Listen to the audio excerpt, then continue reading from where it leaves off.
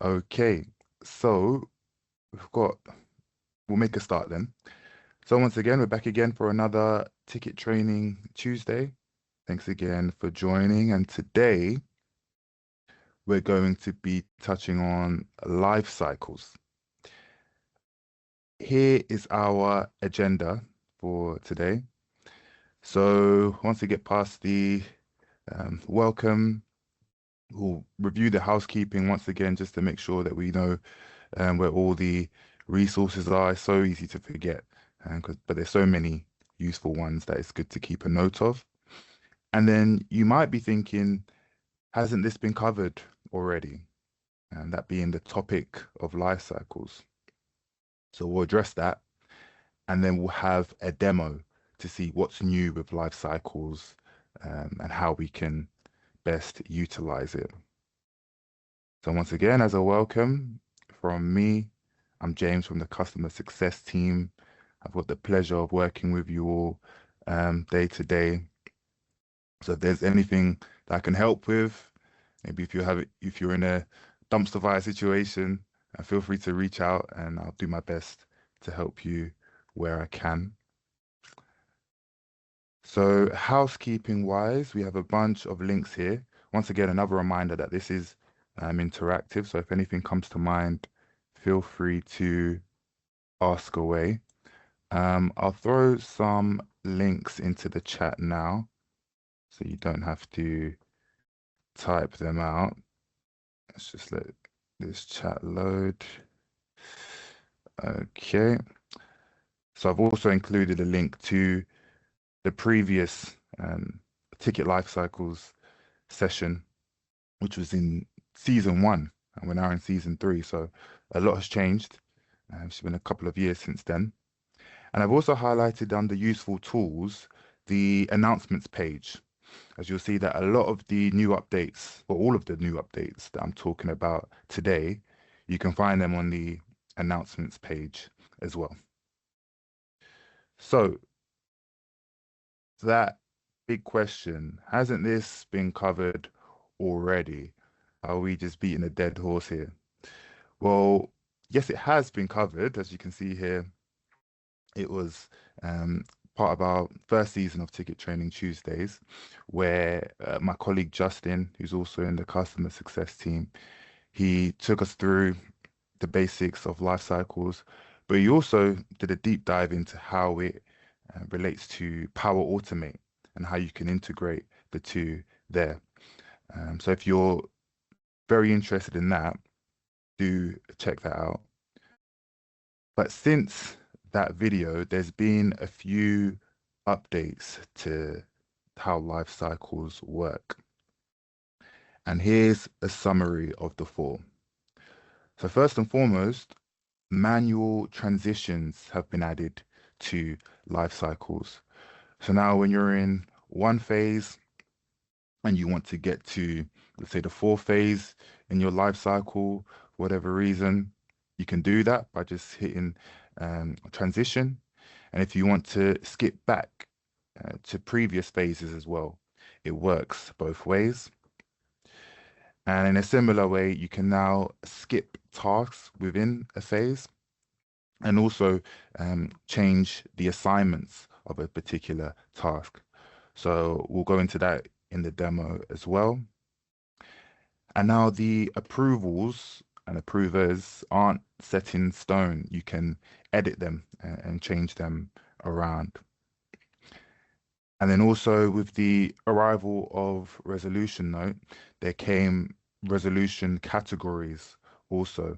So now, instead of just seeing when a life cycle is resolved, it just being looking like any other ticket that's been resolved, you can now specify that it was resolved by a life cycle. So that can help your reporting get even more granular. So what does all of this look like in practice?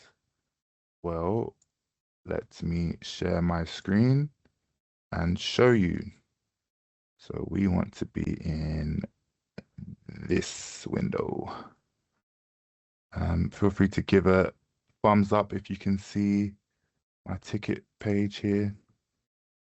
Perfect. Thank you very much. So first and foremost, we're looking at a life cycle ticket here, maybe a familiar site to you all. So in this example, we've got the life cycle for a new laptop.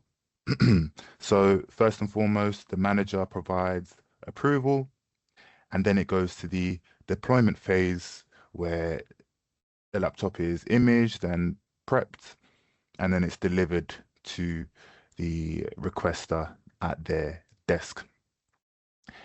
And it's also important to note that these actions that we're talking about, manually transitioning, skipping tasks, editing approvals, these are restricted to administrators and super agents.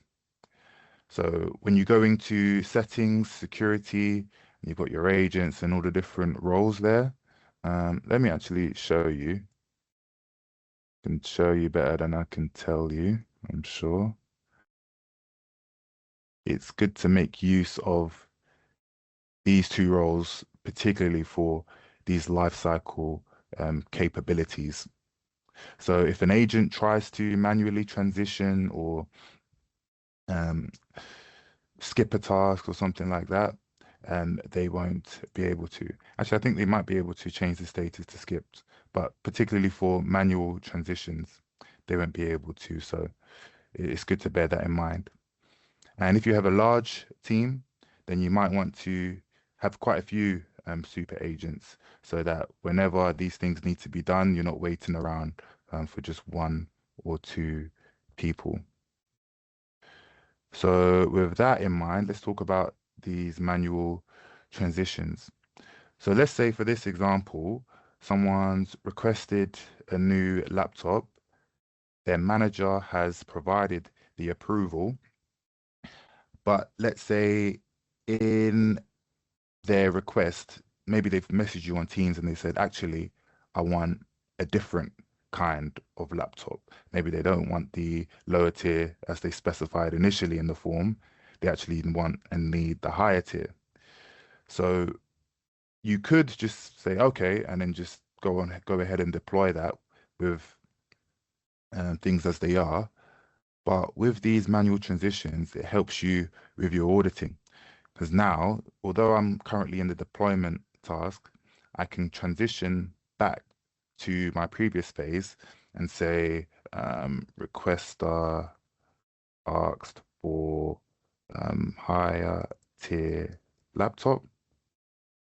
I can add that as my reason, and then I'll jump back to the management approval phase. So now the department head can provide approval for that in particular, and that will be documented in the activity. As you can see here, the transition reason is included in the activity as well. So that's very good to have. And it's also important to note that this approval notification will be resent to that department head. So they won't be in the dark about it and say, I wasn't told about, I needed to approve it again. It will be resent to them. And anything else that I'm missing? Oh, yeah. So that's particularly useful because when we're in this phase, let's go back. When we're in a different phase, we can't then change the status of the previous phase. You can only change the tasks and approval statuses of the ones that are in the phase that you're in, if that makes sense. So without transitioning, you wouldn't be able to make the changes. This makes it possible. And once again, as a reminder, you can go backwards or forwards. This example is quite small. There's only two phases. But if you had six, you could go from 1 to 6, 6 back to 3. It works anyway. So that's the manual transitions. Now, regarding the skipping and reassigning of tasks. So in this example, The difference is the requester is someone that works from home, but they still need a new laptop. So the difference here in the deployment phase, they don't need to do this task of hand delivering the laptop to their desk because they're someone that works from home. So you can then click on this task and now you can change the status. So you can change the status and we've got the new status being skipped. So it's a lot more accurate because before you might have said completed or failed, which isn't entirely true. But now you can say skipped, and then maybe in the notes or in the resolution note, you can say it skipped because X, Y, Z. But it probably makes sense because of the title of the ticket in this case. Um, Also, if the person, let's say for example, for the imaging and prep, it was assigned to an individual, let's say that individual isn't in, now you can reassign the task to go to the whole team or to the whole group. So they're all notified once this task is made active, and then they can all see it and action it. So it helps to make sure that you're never in that situation when you're stuck waiting for one or two people to get onto something. Now you've got your whole team, it's visible to your whole team. And now let's go on to editing the approvals.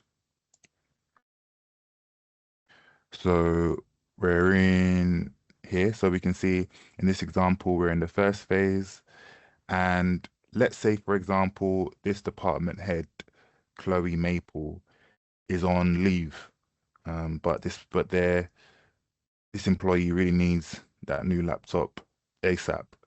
So before this was set in stone, you may have to create a new ticket to get around it and make a change to the approval that way. But now you can go into it, change the approver to someone else, and then you're off. And once again, this is limited to super agents and agents. Okay. And that fourth one we're flying through here. Feel free to jump in whenever. So in the last one, part of the resolution note release was that you can now have the category resolved by lifecycle, and you can configure that by going into settings, lifecycle, and clicking into the one that you'd like to change.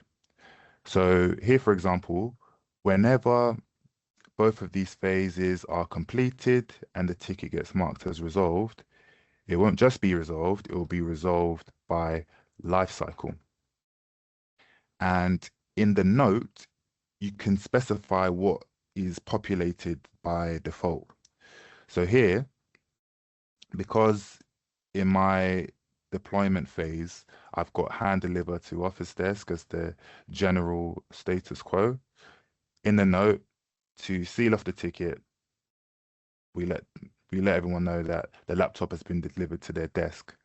But let's say, for example, the requester had just left to go home and there was no one there to leave it with, or they don't have a safe place to leave it, then your agent could come in at the end of the ticket and say, laptop was left with this colleague, or laptop was left in their locker or with their manager. So it eliminates that mystery of where did my new laptop go, or whatever. You can click into the ticket and see it in the notes. Okay, so that's that. And as a side note, just as we sort of work day to day and I see tickets come in from you all, some at times when people are setting up life cycles, they get to a situation where they've completed each phase. Let's say all of the tasks here are completed. Typically, the ticket should be resolved at that point. But some people are reporting that their ticket remains open and they can't resolve it. And I just wanted to bring to your attention that the key here is to make sure that your transitions are set up here. So for each phase, you'll see that there's a transition that's needed. So sometimes a person will have no transition here. So that means once the phase is complete, it doesn't know where to go. It doesn't know what to do. So we need to make sure that a transition has been added so that once it's been complete, it will move on to the next one. And if it's the last one, then it will be resolved. So if you ever run into something like that, the first thing to check would be your transitions. Okay, so that's a rundown of what's new. If you weren't aware of it all, do keep an eye out for that announcements page for when new features are added. That can keep you up to speed to make sure that you're getting the most out of Tikit each and every day. Okay, so at this point, we will open it up for questions. If you do get any questions, feel free to ask them at help@sison.com. Send them through via email. And once again, we really welcome feedback. So if there's a particular feature that you're not sure about or something that you want to have a deep dive on, do feel free to let us know via email as well. So once again, thank you all for joining. Hopefully you have a good rest of your Tuesday and take good care. See you next time.